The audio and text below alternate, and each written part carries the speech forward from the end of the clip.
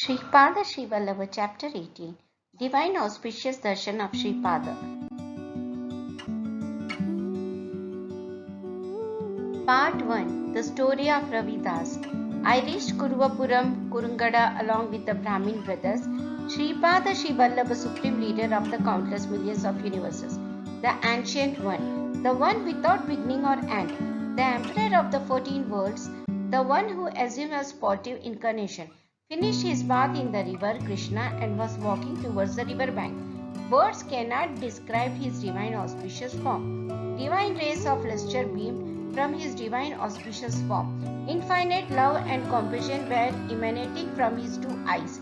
He came near me and told me to pay obeisance to his feet. While I was touching his prosperous feet, he sprinkled the holy water from his kamandalu on my head. Even before I spoke anything, the divine Sri Channa said with an exceedingly sweet voice, "My dear Shankar Bhai, I attracted you here on account of my extreme love for you." Words are not capable of adequately describing the sweetness of those words and his boundless, ambrosial, compassionate looks. He placed his divine hand on my head, which has the potency to offer assurance of security to all the worlds and to endow unlimited progress. The Kundalini power in me rose rapidly at once and rendered me limitless.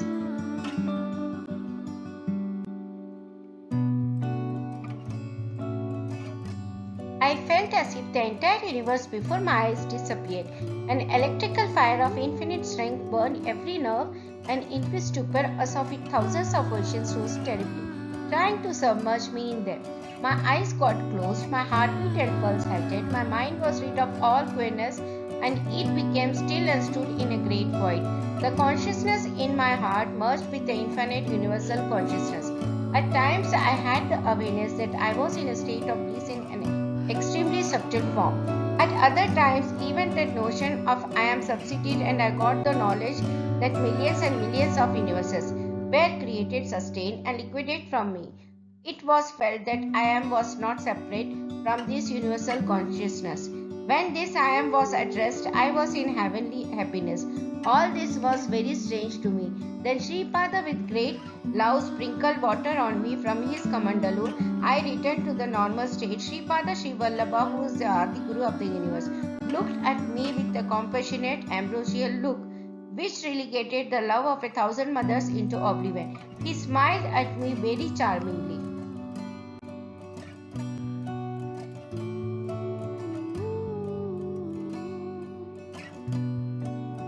Part 2 Foreigner visiting Sripada. The two Brahmins who came with me did not have the courage to speak to Sripada or touch his divine auspicious feet. Sripada glanced at me and asked me about those two people. I said, "Lord Shri, these two people who came here to have the darshan of the divine Shri Charan are also Brahmins." For that the tranquil, handsome one said, "My dear, they do not look like Brahmins. They appear to be foreigners and those who eat the flesh of cows. The truth can be ascertained by questioning them." Then those two brothers confessed that they were not Brahmins and that they were Mlichas. They recited Kalma, which is normally read by Muslims. Sripada reveals his sportive plays every moment. I was astonished. Then the great preceptor said, "Only on account of the fortune that is acquired from the fruits of virtuous deeds, performed over many births, it becomes possible to recognize the universal Lord Sri Dattatreya moving in disguise under the name of Sripada Srivallabha. It is a greater fortune to have this feeling in a steadfast fashion and to have the feelings of complete devotion to him. All devas give their presence in a cow. A house without such a cow is equal to that of a burial ground. Those who serve the cows with care are much dearer to me. Cow's milk gives strength and satisfaction. Brahmins who eat the flesh of cow deserve punishment. There is a tradition to sacrifice goats in yagnas and yagya rituals.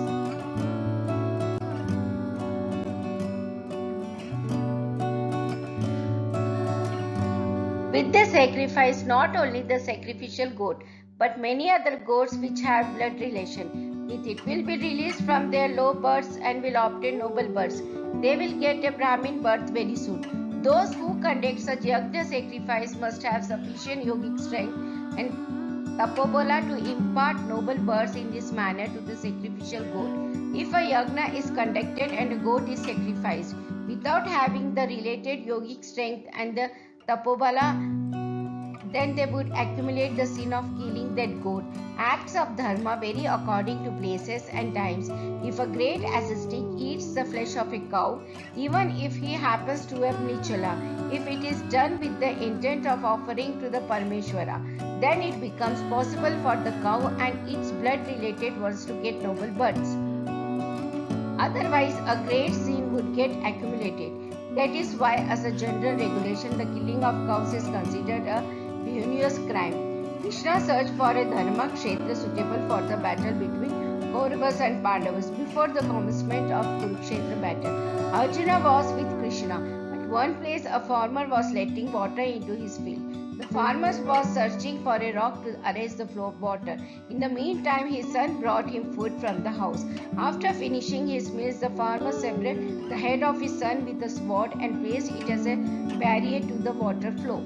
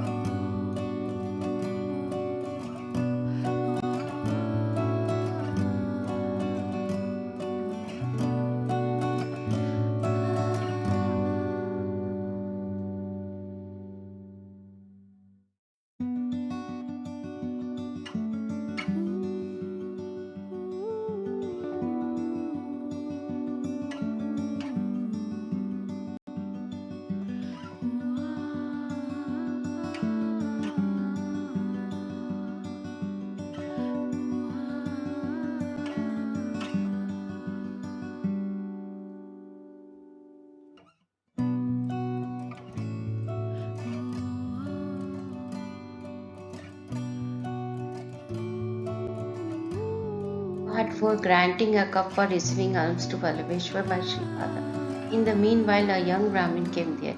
His body was filled with dust. He belonged to the Kasyapas lineage and the Apasthamba Sutra. His name was Vallabheshwar Sharma. He came from Pitikapuram, Agraharam. Sripada inquired about the welfare of all his kith and kin in Pitikapuram in a very detailed manner. This was only a pleasing pastime for the omniscient one. Many people brought food preparations for the midday bhiksha. In the meanwhile, he extended his divine hands upwards as if he was receiving something. A large silver vessel filled with a sweet preparation called kheer was received. Sripada directed me to distribute it to the disciples who assembled there.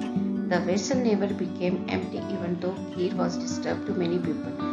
He ordered that the food preparation brought by his disciples should be thrown into the river Krishna.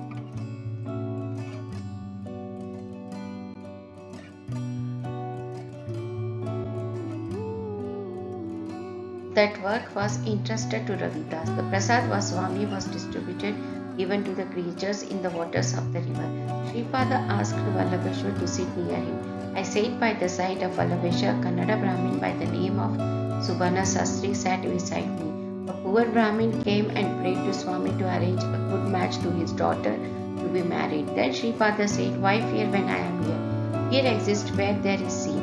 This Vallabheshwar will be your son-in-law, will officiate the marriage as a Purohit." The forefathers of Vallabheshwar were very angry. The curse of the ancestors is not good for life. Only the obsequies and offerings of oblations made with devotion will reach the forefathers. They will reach them in no other way. Therefore, incarnations from the Garuda Purana should be read prior to reading marriage mantras. Receive a bit of turmeric for an auspicious married life of your daughter. The prasad which you receive today is a very rare one.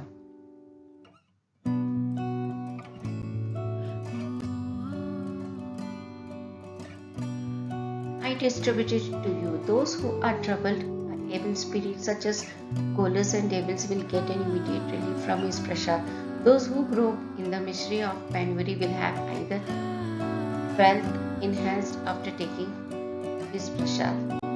While Sripada was making this divine conversation, tears rolled from his cheeks. Sripada with a hoarse voice said, "My bond of indebtedness with the Maladi, Payanda Venkatapaya Shreshti and Batsami families transcends time. I melt at their loving devotion. I will freely go into their kitchens in subtle form, seeking something to eat. Not only those people, but I will move as a young boy in the houses of those who adore me with affectionate devotion. The sound of my footsteps will always echo in their hearts. No one should stay during the nights in the Kurungada without my permission. Ogress and fierce ghosts cry with extreme anguish for liberation. I devote them and grant them new and liberated bodies. Devas, celestials, yakshas, hidden forces, and many elevated souls belonging to the Mahapadraharda come here for the chance of my darshan."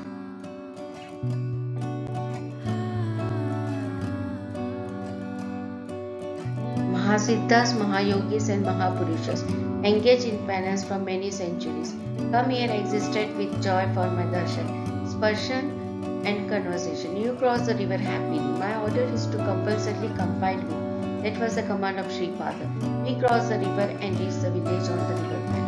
Subana Shastri made the bride and the bridegroom sit in the house of the bride's father. He was reading mantras. Shastri only knew marriage mantras, but he had no knowledge about the mantras for the funeral rites and the related procedures. Moreover, he never heard such funeral mantras being read after making the bride and bridegroom sit for the marriage. He never found such mantras. Subana Shastri sat in the position of the presiding priest after meditating upon Sripada. Incantations were coming out of his mouth effortlessly. This created wonder in Subana Shastri. After this activity was completed, their marriage was performed with marriage mantras. A turmeric root was tied to the bride instead of a Mangal Sutra. The bride's father as well as the bridegroom were penniless. The Brahmins who came for the marriage complained and left from the marriage venue since the marriage was not conducted strictly according to the tradition. Vallabheshwar has no parents. The parents of the bride, the bridegroom, the priest, and myself, totaling 5 only, were present besides the bride. Then we went for the darshan of Sripada along with the newly married couple. Sri Swami blessed us and made us happy. He instructed us to remain in meditation in his presence for some time. I visualized the future of Vallabheshwar as soon as I went in meditation. Vallabheshwar was trading turmeric. He decided that he would arrange the worship of 1000 Brahmins in Kuruvakura after gaining profit in his business.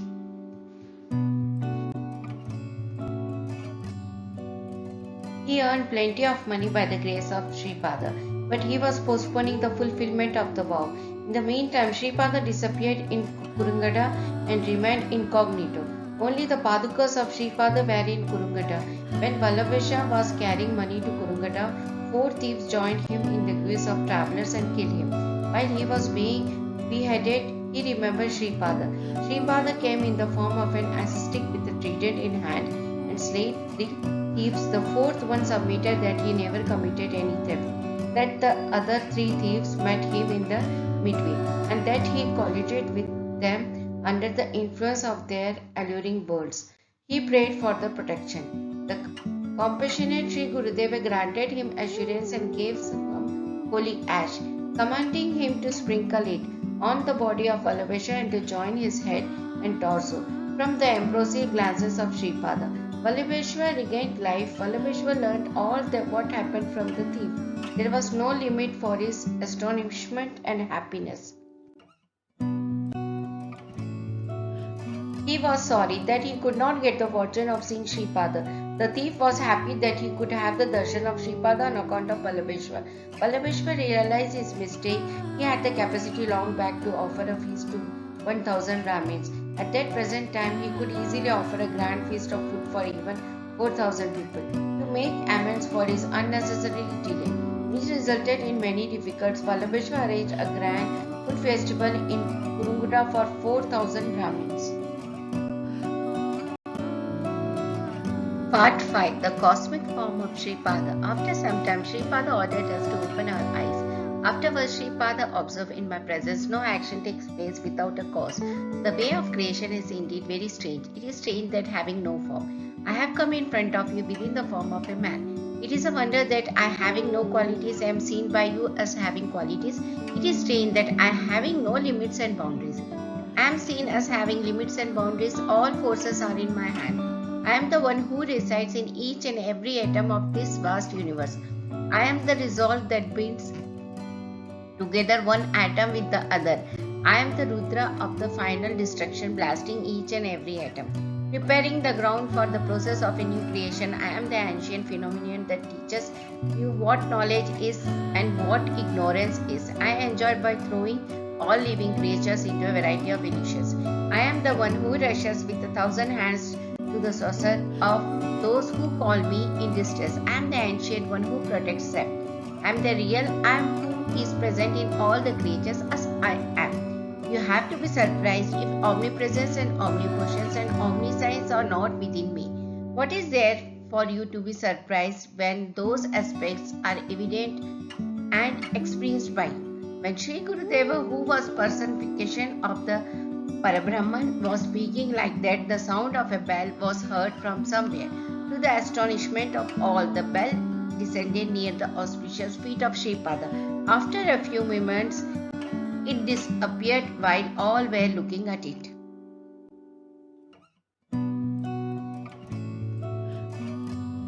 Part 6. Sripada respect for all women as mothers. Sripada said this incarnation of Sripada Srivallabha is a great incarnation that grants instantaneous results. No Avadutta can obtain complete perfection without remembering my name. He cannot overcome the obstacles to yoga. Oh Vallabheshwar, listen. When your father died in your childhood, I know how your four paternal uncles subjected you to many difficulties and turned you into a beggar by snatching your property. I also understand that their children also harbor enmity towards you. After their death, your paternal uncles will be reborn and will become thieves. They will plan to plunder your money on your way to Kurungada. If you remember my name, I will immediately appear and kill those 3 robbers with my trident. I will leave the 4th one because he is not very guilty.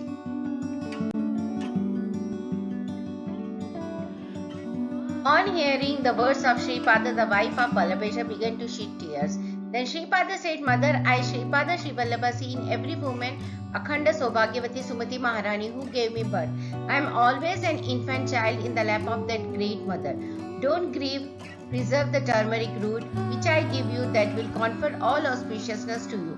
You will live like a Sumangali. May law is unchangeable like a rope edict. It is not possible for any force in this creation to alter it. I want to make the name of my father, who is my first guru and the one who initiated me into the Gayatri Mantra.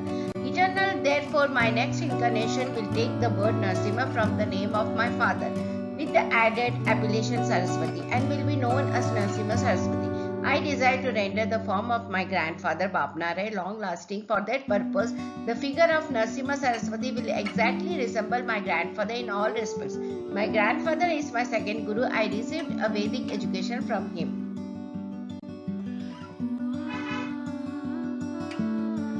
The bell that you have seen now was once in the house of my grandfather. It will be moving to many countries to bless spiritual experience according to my will. It will travel beneath the layers of the earth as well as on the outer layers of the earth. Shankar Bhatt, the bell will return to Pitikapuram when the 18th chapter, the number that represents victory in the Sripada Srivallabha Charitamrita, which is being written by who reaches Pitikapuram. This bell will undergo many changes of shape and measurement and will move according to my will. A great samsthan will be established in the house of my grandfather. I will send to Pitikapuram the bell ringing victory as a mark of my love. Victory unto Sri Sripada Srivallabha.